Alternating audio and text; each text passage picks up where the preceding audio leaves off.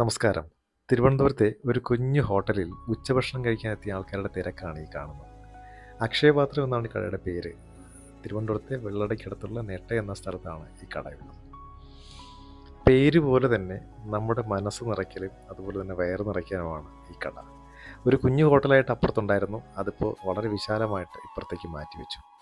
ഇതിൻ്റെ പ്രത്യേകത എന്ന് പറഞ്ഞാൽ ഇവിടെ വിളമ്പുന്ന കറികൾ നാടൻ ചിക്കൻ കറികളടക്കം പുഴമീൻ ഫ്രൈ അടക്കം നമുക്ക് എത്ര വേണോ അൺലിമിറ്റഡ് ആയിട്ട് വീണ്ടും ചോദിച്ച് വാങ്ങിച്ച് കഴിക്കാം. നമ്മുടെ വയറ് നിറയുന്നതാണ് ഈ കടയുടെ പ്രത്യേകത.